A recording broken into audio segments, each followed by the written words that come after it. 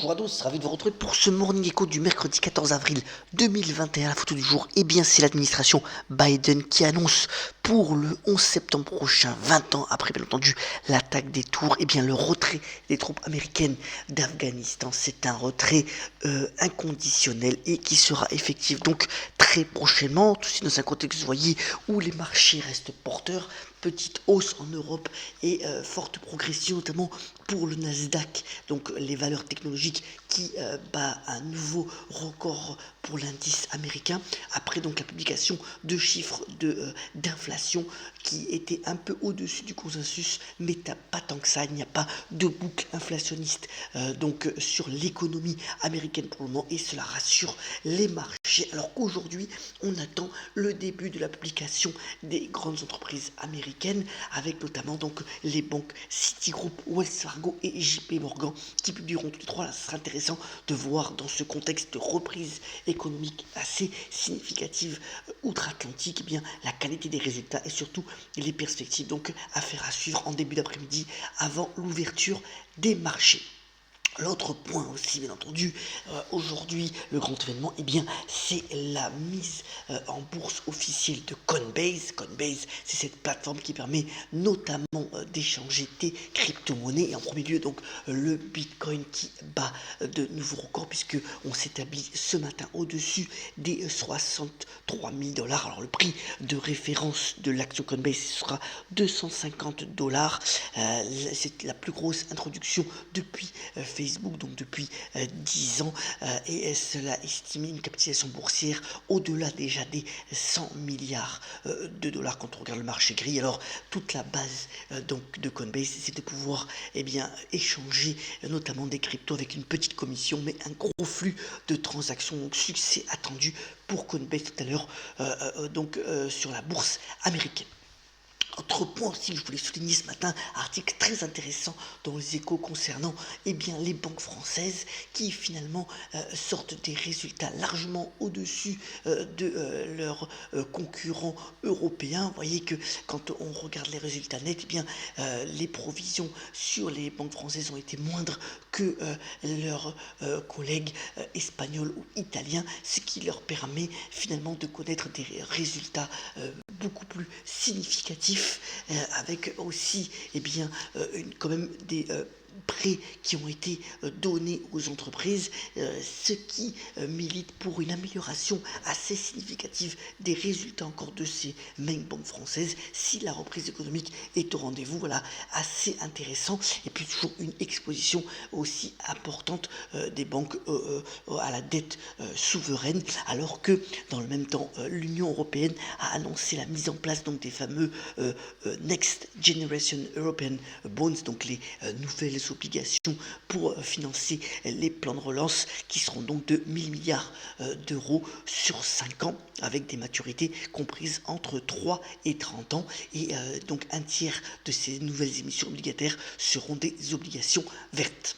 Alors sur l'activité des entreprises, bien entendu aussi focus sur LVMH, donc le groupe de luxe français a dépassé hier, avant même la publication de ses résultats, la barre des 300 milliards d'euros de capitalisation boursière. C'est bien entendu la première capitalisation européenne. Alors le chiffre d'affaires est excellent puisqu'il remonte de la croissance depuis, quand on même le compare à 2019, en particulier dans tout ce qui est maroquinerie et mode. Cela marche très fort donc pour le groupe de luxe français. Dans le secteur technologique, après la clôture américaine hier soir, le groupe de services informatiques allemand qui avait subi quelques soubresauts dernièrement, donc SAP, a relevé donc ses prévisions de résultats, témoignant d'une forte hausse des dépenses informatiques, et donc l'action SAP prenait entre 4 et 5% après clôture. Voilà une bonne nouvelle donc pour les valeurs technologiques encore une fois.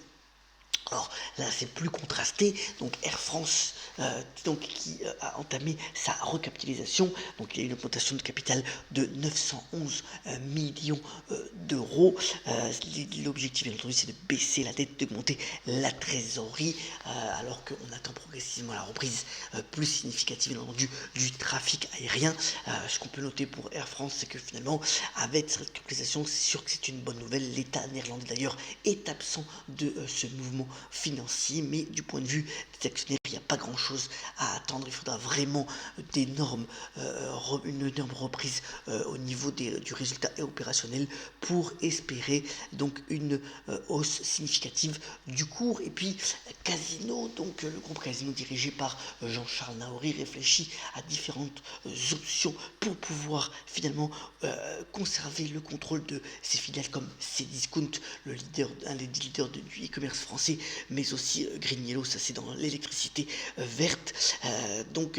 En conserver le contrôle tout en allégeant la dette, c'est tout l'enjeu. Alors est-ce qu'il y aura une mise en bourse de ces filiales? Plusieurs options sont sur la table. Vous voyez que l'action Casino est toujours en difficulté pour le moment, n'ayant pas bien finalement suivi la hausse spectaculaire du CAC 40 notamment sur ces dernières semaines. Alors, dans le non-côté aussi, nouvelle d'abord bien entendu, Epic Games qui publie le fameux jeu Fortnite a fait une nouvelle levée de fonds pour 1 milliard de dollars valorisant la société qui n'est pas cotée à plus de 28,7 milliards de dollars. C'est-à-dire que par exemple Sony, le jeu électronique, est rentré dans cette nouvelle levée de fonds à hauteur de 200 millions et c'est une augmentation de près de 10 milliards de sa valorisation par rapport à août dernier.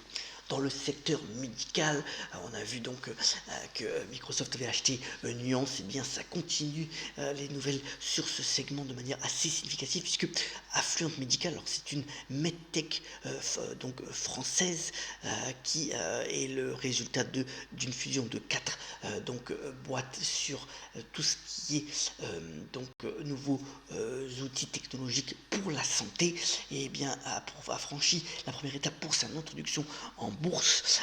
C'est une société qui est essentiellement focalisée sur tout ce qui est insuffisance cardiaque et incontinence urinaire et donc pourrait rentrer en bourse assez prochainement et c'est une affaire à suivre bien entendu.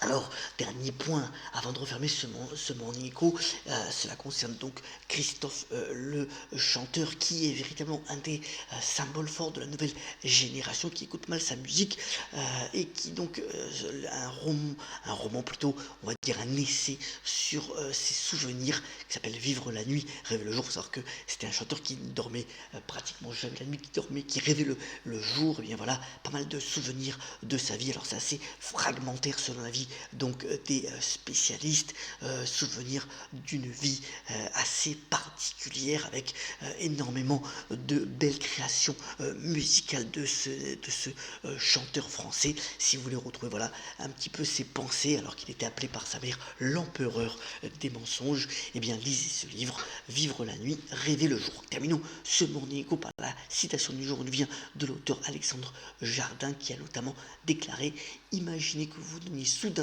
le droit d'être furieusement heureux. Eh bien, je vous le souhaite. Je vous souhaite aussi une excellente journée et on se retrouve très prochainement pour un nouveau Morning Echo. Excellente journée à toutes et à tous.